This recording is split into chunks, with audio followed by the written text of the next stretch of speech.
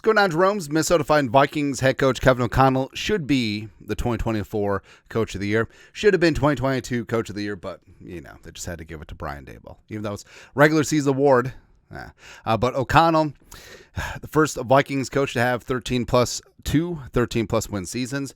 And now the Vikings are on the precipice of going 15-2, win the North, winning the NFC's 1 seed, and hoisting that Jerome Bardi for first time. Right. But going back to 2022, Kevin O'Connell getting hired as head coach. Of course, he being the non-play calling OC of Sean McVay, tall version of Ed Sheeran. And you're thinking, okay, what can this lanky, runs like a deer, big-time arm, but never found a home in the NFL, what's his backup quarterback going to do? Former Patriot, drafted to be Tom Brady's backup, was with the Jets, blah, blah, blah, blah, blah. What's he going to do? All right, but it seemed to work out pretty good, right? And O'Connell has turned himself into the quarterback whisperer. Can't wait to see what he does with J.J. McCarthy long term. He's synced up and been simpatico with Justin friggin' Jefferson, accelerating his path along to be the greatest wide receiver of all time. And, of course, slinging Sammy Darnold, a.k.a. America's quarterback, getting Darnold paid, right? And O'Connell has just been absolutely that dude. But, of course, you got to think back to 2022. I mean, Kwesi was hired before they hired O'Connell. And the connection with Jim Harbaugh was there. Both of them were in San Francisco. And Harbaugh actually flew into the Twin Cities. Now, the issue was Harbaugh thought that this was a coronation when it was actually an interview. But there's a whole lot of rumor and conjecture. Did someone in the Vikings front office and or ownership not want Harbaugh? Doesn't matter, is what it is. But we got Kevin O'Connell, and things are certainly working out pretty swimmingly. Now, we don't want to dunk on the rest of the 2022 coaching class, right? Because there was 10 new hires in 2022. Generally, that's what happens. At least a quarter of the league, sometimes a third of it, is churned over as teams rise and fall. I think there could be a record number of coaches fired this year because there are so many teams that are just ass. Thank you. And everyone wants to find the new thing, and the Vikings have definitely found theirs where we've talked about there is an inherent competitive advantage of having an offensive-minded head coach. It sucks for defensive-minded head coaches, but the relationship between head coach and quarterback is paramount, and you need to have that. Now, not saying that you can't have that with a defensive-minded coach working with a quarterback. You look at Belichick and Brady for all those years, but continuity on offense is so huge. And having an offensive-minded head coach, generally he's going to be calling offensive plays as well. But if you're a defensive-minded head coach and your team has a success, your OC is probably going to get plucked for a head coaching job. And then circle of life just churns on through. But take a look at what O'Connell has done versus the rest of the class. Hasn't been great. So O'Connell, obviously, leading the pack in terms of wins, a 33-16 record, 673 clip, which is good. When you can win more than 2/3 of your games in the National Football League, that's pretty amazing. Also, the Vikings have had to deal with a number of injuries, notably in the 2023 season. Jefferson missing 7 games with a hamstring. Kirk Cousins popping his Achilles. Otherwise, the Vikings probably would have had double-digit wins again. But going 13-4 in his first season, currently 13-2 in season 3. Already won the division once, going to be twice. 3 times a Viking. So he is certainly thriving amongst the 10 that are hired. The rest, so Mike McDaniel, I don't know what to make of McDaniel. It just seems like the Dolphins, they have some nice highlights, but they can't seem to run the ball consistently. And Tua is hot and cold. And McDaniel, I don't know, he's a great quote, and he's a fun, quirky guy. But, I don't know, does the team still buy in? And I think that Dolphins could be a surprise firing. I think that McDaniel may be on his way out. But he's won 551% of his games, 0-2 in the playoffs. Meh. Todd Bowles. So Bowles is interesting because the Buccaneers still have a shot to win Bowles' 3rd straight division in the NFC South. Now, NFC South graded on a curve. Also, Bowles did inherit a team that was a couple years removed from winning a Super Bowl. Bruce Arians, where Bowles was the DC, but he's above 500, 25-24. Also, if you follow Bucs fans, they're done. They just want to move on. Some want to fire Bowles and elevate OC Liam Cohen, who is a former Kevin O'Connell and Sean McVay dude from back in the day. So, I don't know.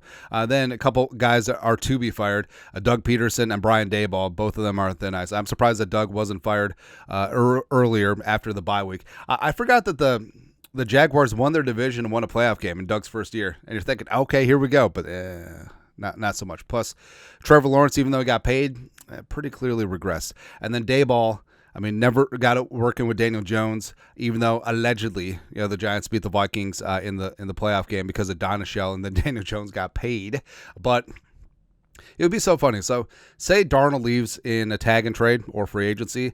J.J. McCarthy's a starter, and then Daniel Jones gets turned into a serviceable backup because Kevin O'Connell gives him the love and nurturing, attention, and coaching that Daboll never could. It's funny, man. But Daboll, 357. It's not going to be long for the job. And then literally 5 of the coaches under Bowles' stats, it says Todd. Inside joke. 5 of the coaches have already been fired. A couple didn't make it past year 1. So Nathaniel Hackett didn't even make it through year 1. He was fired after a disaster start in Denver. Lovie Smith, they did Lovie wrong, Caserio and the Texans. Also, they did David Culley wrong as well. How do you go through 4 coaches in 4 years? It's ridiculous. But I love what they have with DeMeco Ryans right now, even though kind of struggling at this moment in time. The Texans are the best bad team or the worst good team. So it's one of the two. So Lovie got a raw deal. It was funny, though, because Lovie winning game, but towards the end of the season did cost him the number 1 overall pick, which is kind of hilarious to me. Then you do have Eberflus, who was axed this year. Eberflus was absolutely terrible. His defense was meh. He couldn't get on the same page with his quarterback, whether it's Fields or Caleb Williams. His game management was terrible. Apparently Thomas Brown's is worse. I don't know, man, but 14 and 32, going to take back the North and never give it back. Okay. Josh McDaniels was never a good fit. Like, McDaniels fits the mold of a decent OC when paired with an all-time great quarterback, but a terrible head coach in both of his stops with the Broncos as well with the Raiders. Dennis Allen, they basically just hired Dennis Allen to be the patsy after stupid-ass Sean Payton resigned with the Saints. So someone riding things out. They're still in cap hell, so Ms. Dunzo there. So basically, don't want to be boisterous and boastful because we're Minnesotans and we don't do that, but Kevin O'Connell's whooping the living bejesus out of the rest of the 2022 coaching class. And a lot of pundits and people with opinions and a-holes, they actually thought that O'Connell was one of the weakest, if not the weakest, hires of the class. So that, stick it right in your face. Kevin O'Connell certainly is the quarterback whisperer. And you know what? This year has been fun. Everyone came in with lowered expectations, but guess what? Could hoist a Jerome Barty one time this year, but the great thing about it is this is all replicable. Like, I trust Kevin O'Connell. I think that he's an emotional IQ genius. I think that he is a great tone setter in terms of the culture, where you can have respect, you can have fun, but also you can get your work done and still have high standards. You don't have to browbeat people. You don't have to have a fear-driven organization. And O'Connell has that, and whatever happens with Sling and Sam Darnold happens. I hope that Kevin O'Connell is here for the duration of Justin Jefferson's Hall of Fame career. I hope Jefferson ends his career in purple as well. Plus, J.J. McCarthy just went in the wings, and we said this before. You almost have to whisper it, otherwise it may fade away. But O'Connell, a quarterback whisperer, offensive genius, someone who gets the locker room, a great leader of men, and just finds a way to win close games.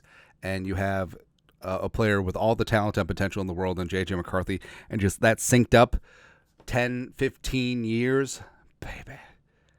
Baby, we got a stew going. But your thoughts are thoughts. Kevin O'Connell versus the rest of the 2022 head coaching class seemed to do okay. Seemed to do all right. It's a nice suit.